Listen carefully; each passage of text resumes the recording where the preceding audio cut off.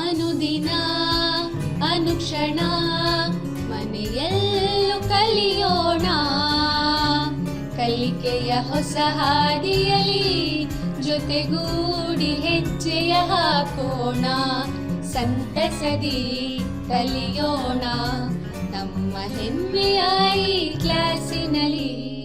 Yes sir. Yes teacher. Present ma'am. ಪ್ರೀತಿಯ ವಿದ್ಯಾರ್ಥಿಗಳೇ, ಎಲ್ಲರಿಗೂ ನಮಸ್ಕಾರ. ಸಮಯದ ಈ ಕ್ಲಾಸ್ ಕಲಿಕಾ ಕಾರ್ಯಕ್ರಮಕ್ಕೆ ನಿಮ್ಮೆಲ್ಲರನ್ನ ಪ್ರೀತಿಪೂರ್ವಕವಾಗಿ ಸ್ವಾಗತಿಸ್ತೀನಿ. ಮಕ್ಕಳೇ, ಇದು 7ನೇ ತರಗತಿಯ ದ್ವಿತೀಯ ಭಾಷೆ ಕನ್ನಡದ ತಿಳಿ ಕನ್ನಡದ ಪಾಠದ ಕಾರ್ಯಕ್ರಮ. ಮಕ್ಕಳೇ, ನೀವು ಪಾಠಕ್ಕೆ ಸಿದ್ಧರಾಗುವ ಮೊದಲು ಈ ಸೂಚನೆಗಳನ್ನು ಗಮನವಿಟ್ಟು ಕೇಳಿ. ಮಕ್ಕಳೇ, ಭರತ ಭೂಮಿ ನನ್ನ ತಾಯಿ ಪದ್ಯಪಾಠದ ಮುಂದುವರೆದ ಭಾಗ. ನಾವು ಹಿಂದಿನ ಅವಧಿಯಲ್ಲಿ ನಾಡಗೀತೆಯ ಬಗ್ಗೆ ತಿಳಿದುಕೊಂಡಿದ್ದೇವೆ. ಕವಿ ಕುವೆಂಪು ಅವರ ಪರಿಚಯವನ್ನು ಮಾಡಿಕೊಂಡ್ವಿ. ಕವಿಗಳು, ಅವರ ಕಾವ್ಯನಾಮ, ಅವರ ಪೂರ್ಣ ವಿವರ, ಅವರು ಎಲ್ಲಿ ಹುಟ್ಟಿದರು, ಅವರ ತಂದೆ ತಾಯಿ ಹೆಸರೇನು, ಅವರ ಕೃತಿಗಳು ಯಾವುದು, ಅವರಿಗೆ ಬಂದಂತಹ ಪ್ರಶಸ್ತಿಗಳು ಯಾವ್ಯಾವುದನ್ನು ನಾವು ನೋಡ್ಕೊಂಡ್ವಿ. ಹಾಗೆ ಪದ್ಯಪಾಠದಲ್ಲಿರುವ ಹೊಸ ಪದಗಳ ಅರ್ಥವನ್ನು ನಾವು ತಿಳ್ಕೊಂಡಿದ್ದೀವಿ. ಹಾಗೆ ಭರತ ಭೂಮಿ ನನ್ನ ತಾಯಿ ಪದ್ಯ ಹಾಡುವುದನ್ನು ಕಲ್ತಿದ್ದೀವಿ. ಮಕ್ಕಳೇ, ಹಿಂದಿನ ಪಾಠದ ಆಧಾರವಾಗಿ ಇಟ್ಕೊಂಡು ಒಂದೆರಡು ಪ್ರಶ್ನೆಗಳನ್ನು ನಿಮಗೆ ಕೇಳ್ತೀನಿ. ಆ ಪ್ರಶ್ನೆಗಳಿಗೆ ಉತ್ತರ ಹೇಳುವ ಪ್ರಯತ್ನವನ್ನು ಮಾಡಿ.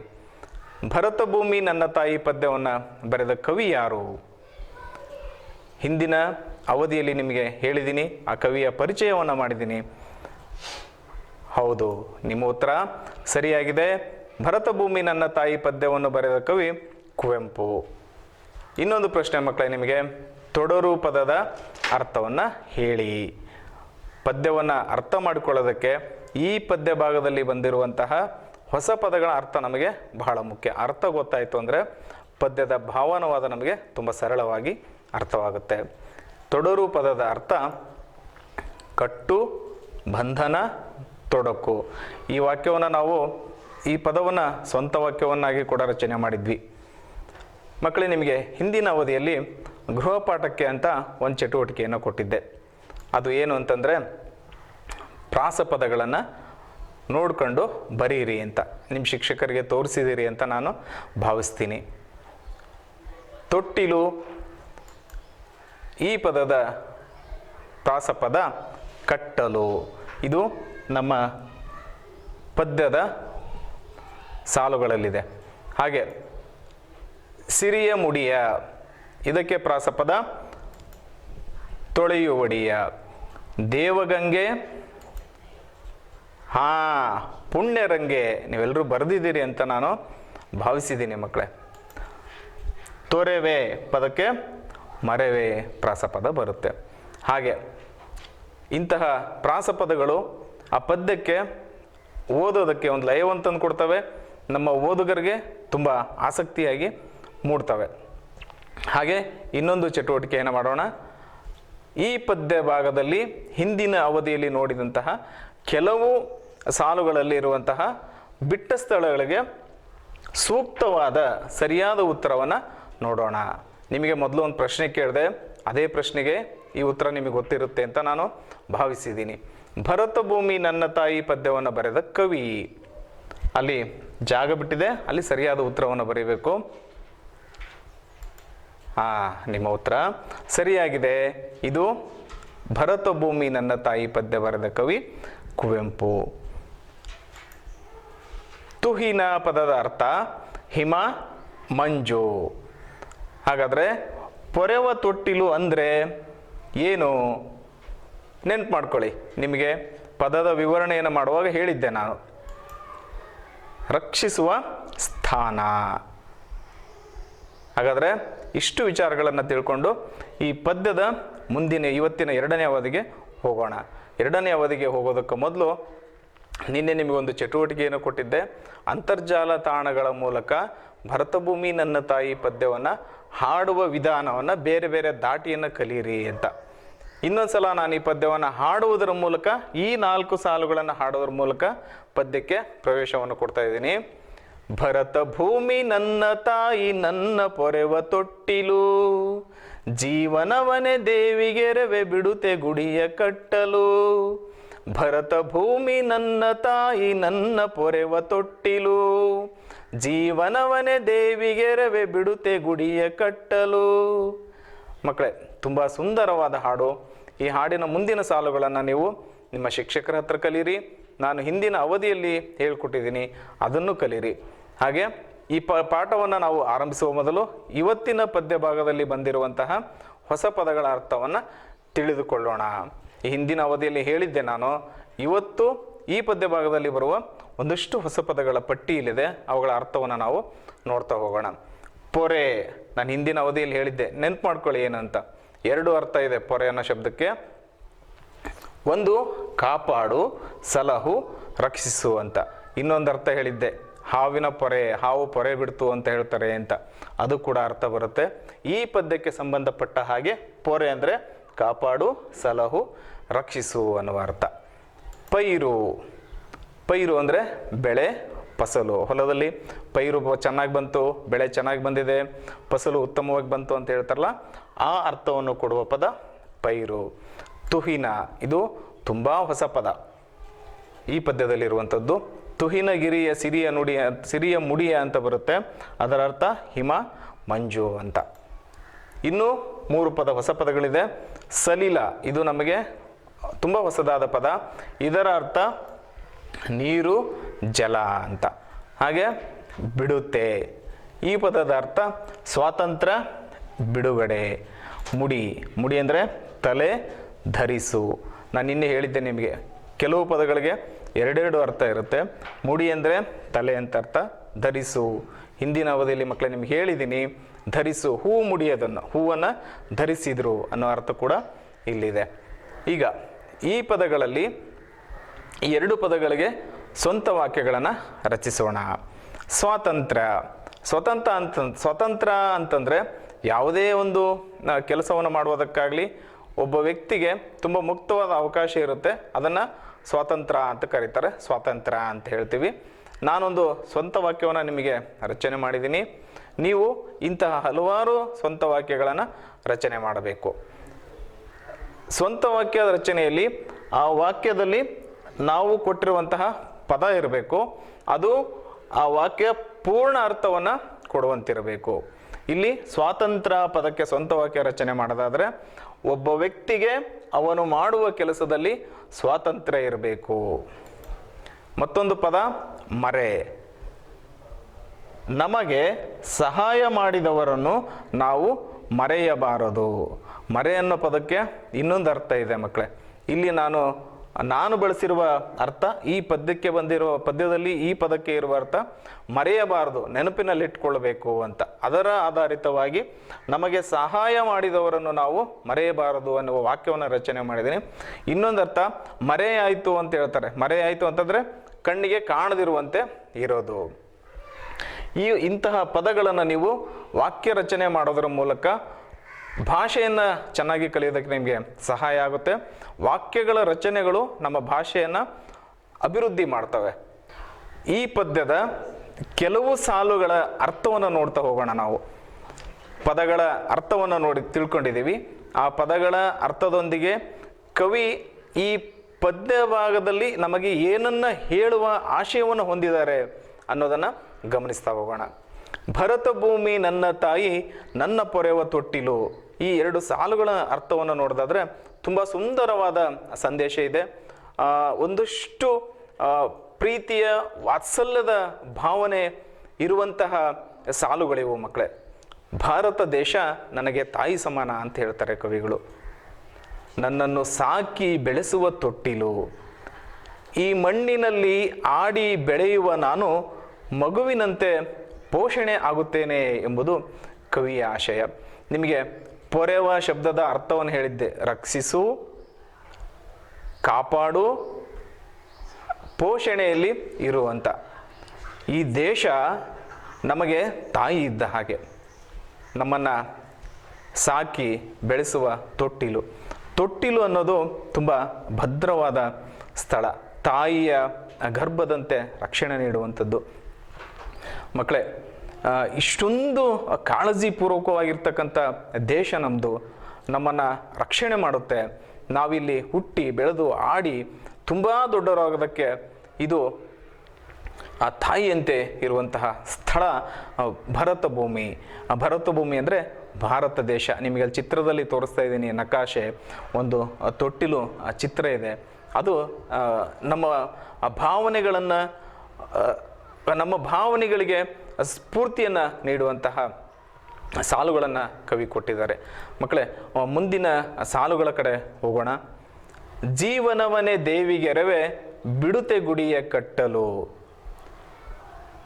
ನನ್ನ ಜೀವನವನ್ನು ಈ ಭಾರತ ಮಾತೆಗೆ ಸಮರ್ಪಿಸುತ್ತೇನೆ. ಸಂಪೂರ್ಣ ಅರ್ಪಣಾಭಾವದಿಂದ ಕವಿ ಭಾವನಾತ್ಮಕವಾಗಿ ತಮ್ಮ ಅಭಿವ್ಯಕ್ತಿಯನ್ನು ಇಲ್ಲಿ ವ್ಯಕ್ತಪಡಿಸಿದ್ದಾರೆ. ನನಗೆ ಸ್ವತಂತ್ರ ಸಿಕ್ಕಿಬಿಟ್ರೆ ಈ ಭಾರತ ಮಾತೆಗೊಂದು ಗುಡಿ ಕಟ್ತೇನೆ ಅಂತ ಹೇಳ್ತಾರೆ. ದೇಶ ಅನ್ನೋದು ಯಾವಾಗಲೂ ಅದೊಂದು ಭಕ್ತಿಯ ಭಾವ ಇರಬೇಕು ನಮ್ಮ ದೇಶದ ಬಗ್ಗೆ. ಈ ದೇಶ ನನ್ನದು, ನಾನು ಇಲ್ಲಿ ಇರುವಂತಹ ವ್ಯಕ್ತಿಯಾಗಿ, ಪ್ರಜೆಯಾಗಿ ನನ್ನ ಜೀವನವನ್ನೇ ಅರ್ಪಿಸಬೇಕು. ದೇವಿಗೆರವೆ ಅಂತ ಹೇಳ್ತಾರೆ. ಎರೆ ಅಂತಂದರೆ ಅರ್ಪಿಸು, ದೇವಿ. ನಾವು ಭಾರತ ಮಾತೆ ಅಂತ ಹೇಳ್ತೀವಿ, ಭಾರತಾಂಬೆ ಅಂತ ಹೇಳ್ತೀವಿ. ಹಾಗಾಗಿ ದೇಶವನ್ನು ದೇವರ ಸ್ವರೂಪದಲ್ಲಿ ಕಾಣುವಂತಹ ಕವಿಯ ಆಶಯ ತುಂಬ ಅದ್ಭುತವಾಗಿ ಮೂಡಿ ಬಂದಿದೆ. ಈ ದೇಶಕ್ಕೋಸ್ಕರ ನಾನು ಸಂಪೂರ್ಣವಾಗಿ ನನ್ನನ್ನು ನಾನು ಸಮರ್ಪಿಸಿಕೊಂಡು ಗುಡಿಯನ್ನು ಕಟ್ತೀನಿ, ಇದೊಂದು ದೇವಾಲಯದ ರೀತಿ ನನ್ನ ದೇಶ ಅನ್ನುವ ಅರ್ಥದಲ್ಲಿ ಕವಿ ಕುವೆಂಪು ಅವರು ಈ ಪದ್ಯವನ್ನು ಮುಂದುವರಿಸ್ತಾ ಹೋಗ್ತಾರೆ. ಮುಂದಿನ ಸಾಲುಗಳನ್ನು ನೋಡಿ ತುಂಬ ಸುಂದರವಾದ ಅಭಿವ್ಯಕ್ತಿ ಇಲ್ಲಿ ಕಂಡುಬರುತ್ತೆ ಮಕ್ಕಳೇ. ತುಹಿನಗಿರಿಯ ಸಿರಿಯ ಮುಡಿಯ. ತುಹಿನ ಅನ್ನುವ ಪದದ ಅರ್ಥವನ್ನು ಹೇಳಿದ್ದೆ ನಿಮಗೆ. ತುಹಿನ ಅಂದರೆ ಹಿಮ, ಮಂಜು ಅಂತ. ತುಹಿನಗಿರಿಯ ಸಿರಿಯ ಮುಡಿ ಅಂದರೆ ಭಾರತ ದೇಶದ ಮುಡಿಯ ಭಾಗ ಅಂದರೆ ತಲೆಯ ಭಾಗದಲ್ಲಿ ತುಹಿನಗಿರಿ ಇದೆ. ತುಹಿನಗಿರಿ ಅಂತಂದರೆ ಹಿಮಾಲಯ ಪರ್ವತಗಳು. ಇವು ಸಿರಿಯ ಮುಡಿಯ, ಸಿರಿ ಅಂದರೆ ಸಂಪತ್ತು ಅಂತ ಅರ್ಥ. ಸಿರಿಯ ಮುಡಿಯ ಭಾರತ ಮಾತೆ ಧರಿಸಿರೋ ಅಂಥದ್ದು ಆ ಸಿರಿಯ ಮುಡಿ, ಸಂಪತ್ತಿನಿಂದ ಕೂಡಿರುವಂತಹ ಮುಡಿಯನ್ನು, ಮುಡಿ ಅಂತಂದರೆ ಎರಡು ಅರ್ಥ ಹೇಳಿದ್ದೆ. ಮುಡಿ ಅಂತಂದರೆ ಆ ತಲೆ ಅಂತ ಒಂದು, ಮುಡಿಯೋದು ಧರಿಸಿರುವಂಥದ್ದು. ಹಿಮಾಲಯ ಪರ್ವತ ಶ್ರೇಣಿಗಳು ನಮ್ಮ ದೇಶಕ್ಕೆ ಮುಡಿ ಇದ್ದಂತಿವೆ, ತಲೆಯ ಭಾಗ, ಶಿರದ ಭಾಗ ಇದ್ದಂತಿವೆ. ಹಾಗೆ ಅದನ್ನು ನಮ್ಮ ಭಾರತ ದೇಶ ಧರಿಸಿಕೊಂಡಿದೆ ಅನ್ನುವ ಬಹಳ ಚಂದದ ಅಭಿವ್ಯಕ್ತಿ ಇದು ಅಂತ ನಮಗೆ ಕಂಡು ಬರುತ್ತೆ. ತುಹಿನಗಿರಿಯ ಸಿರಿಯ ಮುಡಿಯ, ಇಲ್ಲಿ ಪ್ರಾಸ ಕೂಡ ಇದೆ. ಗಿರಿಯ, ಮುಡಿಯ ಅನ್ನುವಂಥದ್ದು, ಗಿರಿಯ, ಸಿರಿಯ, ಹೀಗೂ ಸಹಿತ ಪ್ರಾಸಪದಗಳನ್ನು ನಾವು ತೆಗೆದುಕೊಳ್ಳಬಹುದು ಮಕ್ಕಳೇ. ಮುಂದೆ ಹೋಗೋಣ. ಮುಂದಿನ ಸಾಲುಗಳ ಅರ್ಥವನ್ನು ನಾವು ನೋಡ್ತಾ ಹೋಗೋದಾದರೆ, ಹಿರಿಯ ಕಡಲು ತೊಳೆಯುವಡಿಯ. ನಮ್ಮ ದೇಶ 3 ಕಡೆ ನೀರಿನಿಂದ ಆವೃತವಾಗಿದೆ ಮಕ್ಕಳೇ. ಹಿಂದೂ ಮಹಾಸಾಗರ, ಅರಬ್ಬಿ ಸಮುದ್ರ, ಬಂಗಾಳ ಕೊಲ್ಲಿ. ಈ 3 ಸಮುದ್ರಗಳು ಇರುವಂತಹ ನಮ್ಮ ಭಾರತ ದೇಶ ಹಿರಿಯ ಕಡಲು ತೊಳೆಯುವಡಿಯ. ಈ ಸಮುದ್ರಗಳು, ಸಾಗರಗಳು ಅಡಿಯ ಭಾಗ, ತೊಳೆಯುವಡಿಯ ಅಂತಂದರೆ ನಮ್ಮ ಭಾರತ ಮಾತೆಯ ಪಾದಗಳನ್ನು, ಚರಣಗಳನ್ನು ತೊಳೆಯುತ್ತಿವೆ. ಇದೊಂದು ಭಕ್ತಿಪೂರ್ವಕವಾದ ಪದ್ಯ. ಇಲ್ಲಿ ಭಾರತಾಂಬೆಯನ್ನು ನೋಡುವಂತಹ ದೃಷ್ಟಿ ತುಂಬ ಸುಂದರವಾಗಿದೆ.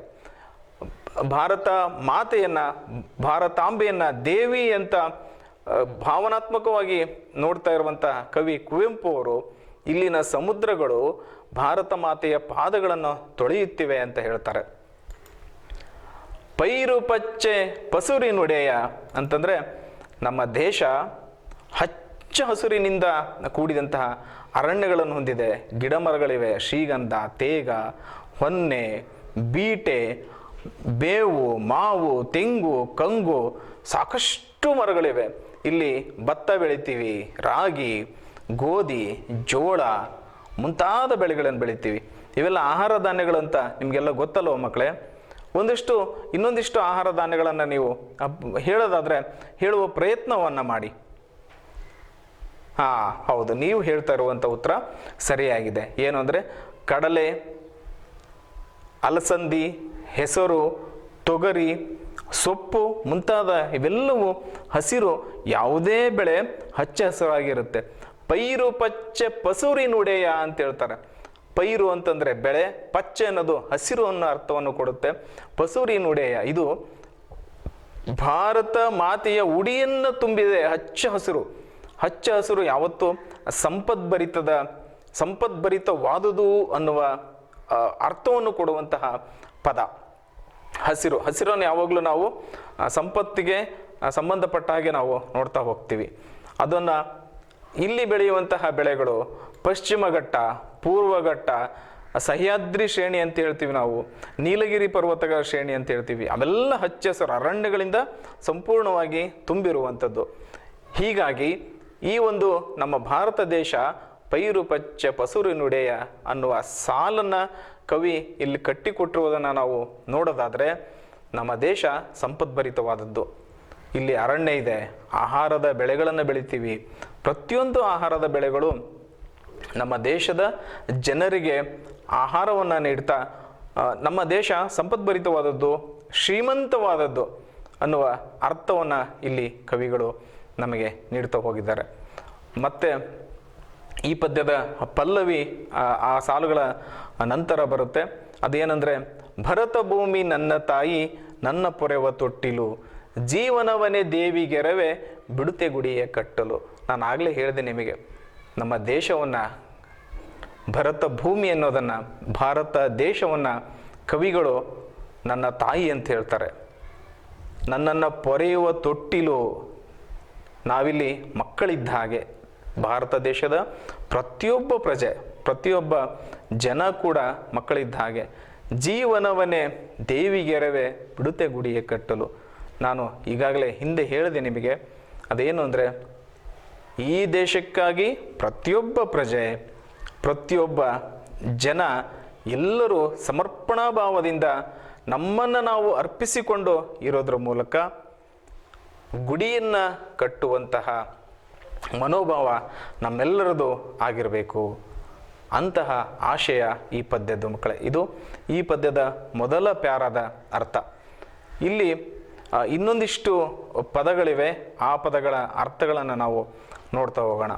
ಗಿರಿ, ತುಹಿನ ಗಿರಿ ಅಂತ ಬಂತು. ಗಿರಿ ಅಂದರೆ ಪರ್ವತ, ಬೆಟ್ಟ, ಗುಡ್ಡ ಅಂತ.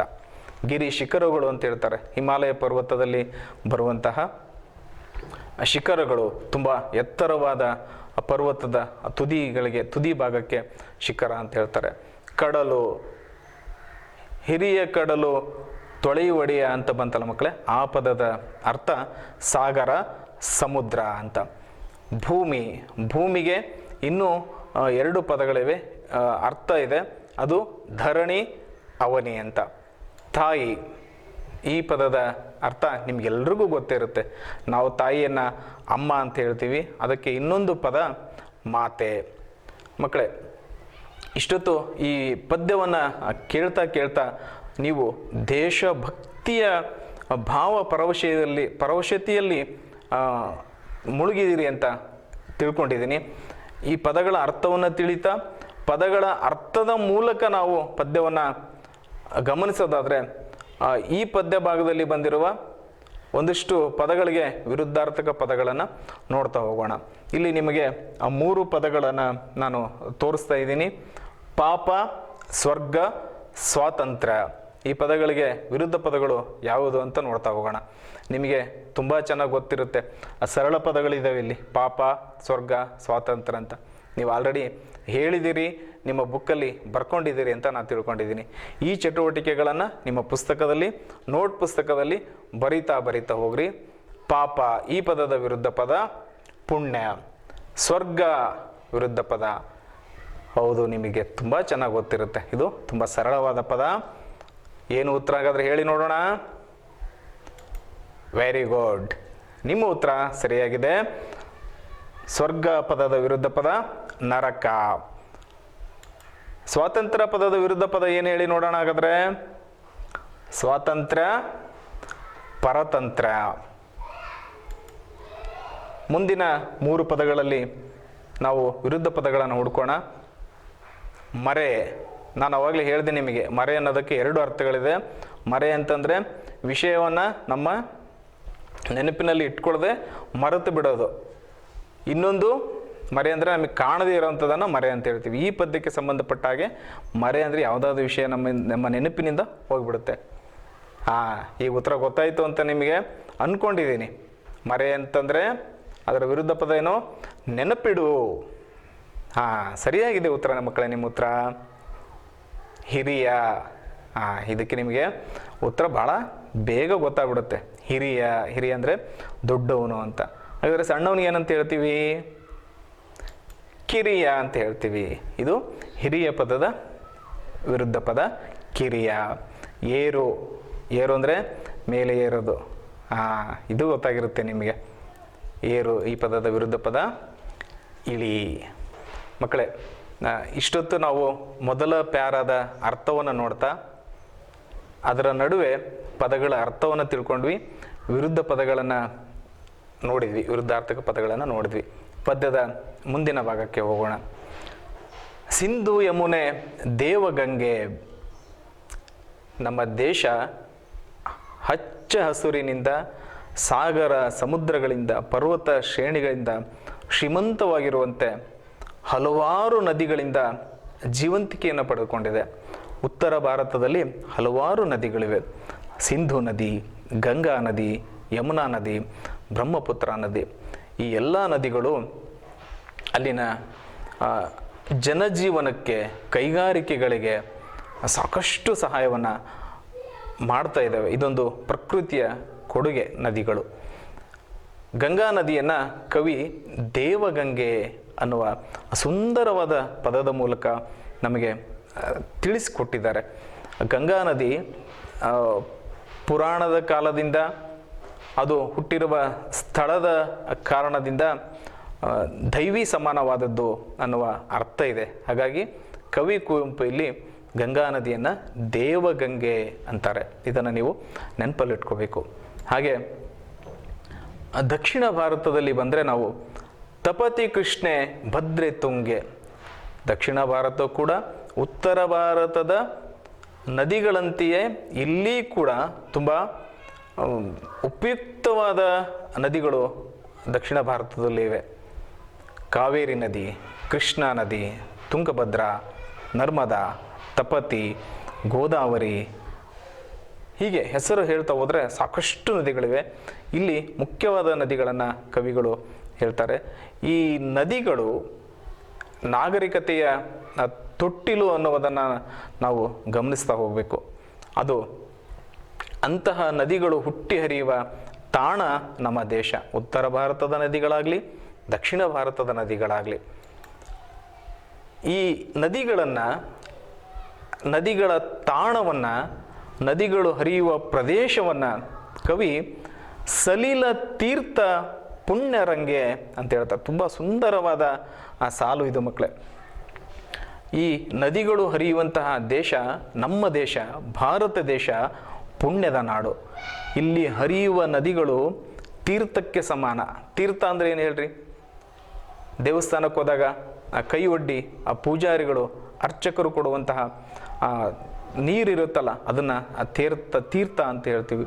ಅಂತಹ ತೀರ್ಥಕ್ಕೆ ಸಮಾನವಾದದ್ದು ಆ ನದಿಗಳ ನೀರು ಅಂತ. ಸಲಿಲ ಅಂದರೆ ಆ ಪದದ ಅರ್ಥ ಹೇಳುವಾಗ ನಿಮಗೆ ತಿಳಿಸಿದ್ದೀನಿ, ನೀರು, ಜಲ ಅಂತ. ಪುಣ್ಯರಂಗೆ, ಇದು ಪುಣ್ಯದ ನಾಡು, ಪುಣ್ಯದ ಸ್ಥಳ. ಇಂತಹ ದೇಶದಲ್ಲಿ ಹುಟ್ಟಿದ ನಾವು ಭಾರತೀಯರು ಪುಣ್ಯವಂತರು ಎಂಬ ಒಂದು ಧನ್ಯತೆಯ ಭಾವ ಈ ಸಾಲಿನ ಅರ್ಥ ಮಕ್ಕಳೇ. ಉತ್ತರ ಭಾರತದ, ದಕ್ಷಿಣ ಭಾರತದ ಎಲ್ಲ ನದಿಗಳಿಂದ ಕೃಷಿಗೆ, ಕೈಗಾರಿಕೆಗೆ, ಜೀವಿಗಳಿಗೆ, ಸಕಲ ಜೀವ ಜಂತುಗಳಿಗೆ, ಪ್ರಾಣಿಗಳಿಗೆ, ಪಕ್ಷಿಗಳಿಗೆ, ಜನರಿಗೆ ಸಾಕಷ್ಟು ಉಪಯೋಗಗಳಾಗ್ತವೆ. ನದಿಯ ತುಂಬ ಉತ್ತಮವಾದ ಉಪಯೋಗ ಅಂತಂದರೆ ಕೃಷಿ ಚಟುವಟಿಕೆಗಳು. ಯಾವುದೇ ಬೆಳೆಗಳನ್ನು ಬೆಳೆಯೋದಕ್ಕೆ ನೀರು ತುಂಬ ಅಗತ್ಯ. ಅಂತಹ ನೀರಿನ ಬಹಳ ಮುಖ್ಯವಾದ ತಾಣ ನದಿಗಳು ಅಂತ ಹೇಳ್ಬೋದು. ನದಿಗಳಿಗೆ ಅಣೆಕಟ್ಟುಗಳನ್ನು ಕಟ್ಟಿ ಕಾಲುವೆಗಳ ಮೂಲಕ ಕೃಷಿ ಚಟುವಟಿಕೆಗಳಿಗೆ ನೀರನ್ನು ಒದಗಿಸ್ತಿರುವಂಥದ್ದನ್ನು ನಾವು ಸಾಕಷ್ಟು ಕಡೆ ನೋಡಿರ್ತೀವಿ. ಇಂತಹ ನದಿಗಳು ಇರುವಂತಹ ನಮ್ಮ ದೇಶ ಇದೊಂದು ತುಂಬ ಸುಂದರವಾದ ಸ್ಥಳ. ನೀವು ಆ ಚಿತ್ರದಲ್ಲಿ ನೋಡ್ತಾ ಇದ್ದೀರಿ ಮಕ್ಕಳ, ಕೆಲವು ನದಿಗಳ ಚಿತ್ರ. ಇದು ಆಣೆಕಟ್ಟಿನ ಚಿತ್ರ, ತುಂಗಭದ್ರಾ ನದಿಗೆ ಕಟ್ಟಿರುವಂತಹ ಆಣೆಕಟ್ಟಿನ ಚಿತ್ರ. ಇಂತಹ ಅಣೆಕಟ್ಟುಗಳ ಮೂಲಕ ನೀರನ್ನು ಸಂಗ್ರಹಿಸಿ ಆ ನೀರನ್ನು ನದಿಗಳಿಗೆ, ಕಾಲುವೆಗಳಿಗೆ ಹರಿಸುವ ಮೂಲಕ ರೈತರಿಗೆ, ಕೃಷಿಗೆ, ಕೈಗಾರಿಕೆ ಚಟುವಟಿಕೆಗಳಿಗೆ, ಹಲವಾರು ಚಟುವಟಿಕೆಗಳಿಗೆ ಈ ನೀರನ್ನು ನಾವು ಉಪಯೋಗಿಸೋದರ ಮೂಲಕ ಈ ದೇಶ, ನಮ್ಮ ದೇಶದ ಹಲವಾರು ನದಿಗಳು ಜೀವ ನದಿಗಳಾಗಿವೆ.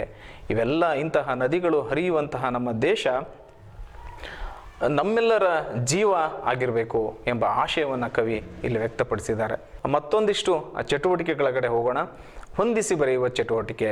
ಮಕ್ಕಳೇ, ಇಲ್ಲಿ ನಿಮಗೆ ಈ ಪದ್ಯ ಭಾಗದಲ್ಲಿ ಬಂದಿರುವಂತಹ ಕೆಲವು ಪದಗಳನ್ನು ನಿಮಗೆ ಇಲ್ಲಿ ನೀಡಿದ್ದೀನಿ. ಈ ಪದಗಳಲ್ಲಿ ಹೊಂದುವಂತಹ ಪದಗಳು 4 ಪದಗಳಲ್ಲಿ ಭರತ ಭೂಮಿಗೆ ಹೊಂದುವ ಪದ ಯಾವುದು ಅಂತ ನೀವು ಗುರುತಿಸಬೇಕು. ತನಕ ಹೇಳಿದ್ದೀನಿ ನಿಮಗೆ. ಅದರ ಆಧಾರಿತವಾಗಿ ನಿಮಗೆ ಉತ್ತರ ಸರಿಯಾಗಿ ಗೊತ್ತಾಗಿರುತ್ತೆ. ಹೇಳಿ ನೋಡೋಣ.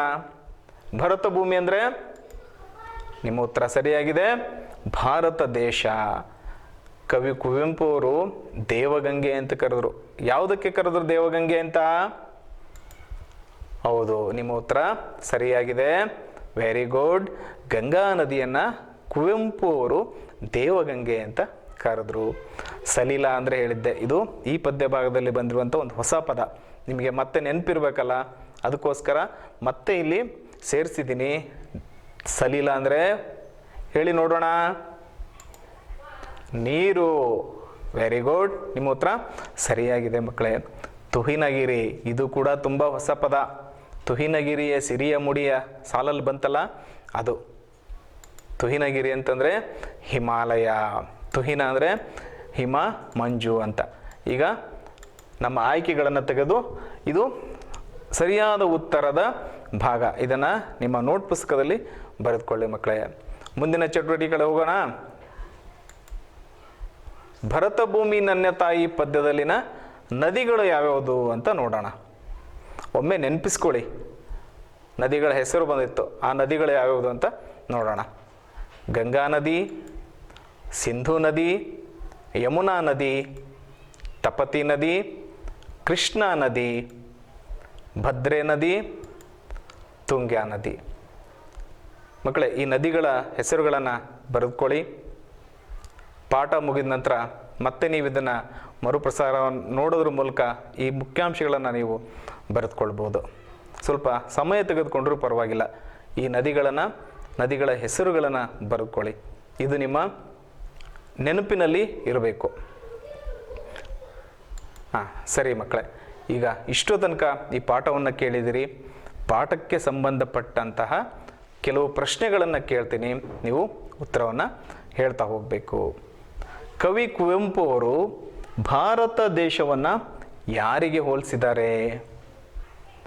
ನಾನು ಪದೇ ಪದೇ ಹೇಳಿದ್ದೀನಿ, ಕುವೆಂಪು ಅವರು ಭಾರತ ದೇಶವನ್ನು ಯಾವ ದೃಷ್ಟಿಯಲ್ಲಿ ನೋಡಿದರು, ಈ ಪದ್ಯದಲ್ಲಿ ಯಾವ ಭಾವನೆಯ ಮೂಲಕ ನೋಡಿದರು ಅನ್ನೋದನ್ನು ಹೇಳಿದ್ದೀನಿ. ಉತ್ತರವನ್ನು ನೆನಪಿಸ್ಕೊಳ್ಳಿ ಮಕ್ಕಳೇ, ನೆನಪಿಸ್ಕೊಂಡು ಹೇಳೋ ಪ್ರಯತ್ನವನ್ನು ಮಾಡಿ. ನಿಮ್ಮ ಉತ್ತರ ಕವಿ ಕುವೆಂಪು ಅವರು ಭಾರತ ದೇಶವನ್ನು ಹೆತ್ತ ತಾಯಿಗೆ ಹೋಲಿಸಿದ್ದಾರೆ ಅನ್ನೋದಾಗಿರಬೇಕು. ಕುವೆಂಪು ಅವರಿಗೆ ಭಾರತ ದೇಶ ಅನ್ನುವುದು ತಾಯಿಗೆ ಸಮಾನ ಆಗಿತ್ತು. ಹಾಗೆ ಮತ್ತೊಂದು ಪ್ರಶ್ನೆಯನ್ನು ನೋಡೋಣ. ಭಾರತ ದೇಶದ ಸಿರಿಮುಡಿ ಯಾವುದು?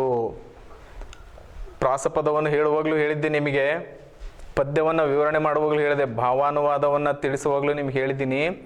ನೆನಪಿಸ್ಕೊಂಡು ಉತ್ತರ ಹೇಳಿ. ಕರೆಕ್ಟ್, ನೀವು ಈಗಾಗಲೇ ಉತ್ತರವನ್ನು ಬರೆದಿದ್ದೀರಿ, ವೆರಿ ಗುಡ್. ಹಾಗಾದರೆ ನಿಮ್ಮ ಉತ್ತರಕ್ಕೂ ಈ ಉತ್ತರಕ್ಕೂ ತಾಳೆ ಆಗುತ್ತಾ ನೋಡೋಣ. ಭಾರತ ದೇಶದ ಸಿರಿಮುಡಿ ತುಹಿನಗಿರಿ. ತುಹಿನಗಿರಿ ಅಂದರೆ ಹಿಮಾಲಯ ಪರ್ವತ. ಮುಂದಿನ ಪ್ರಶ್ನೆಗೆ ಹೋಗೋಣ. ಕವಿ ಕುವೆಂಪು ಅವರು ಗಂಗಾ ನದಿಯನ್ನು ಏನೆಂದು ಕರೆದಿದ್ದಾರೆ?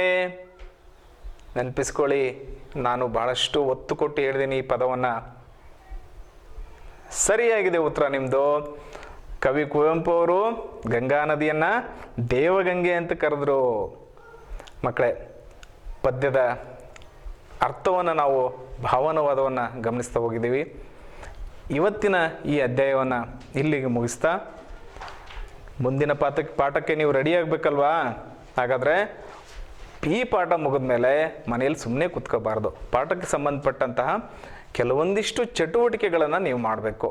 ಅದನ್ನು ನಿಮ್ಮ ಶಿಕ್ಷಕರ ಸಹಾಯದಿಂದ, ಗೆಳೆಯರ ಸಹಾಯದಿಂದ ಮಾಡಿದರೂ ಆಗುತ್ತೆ.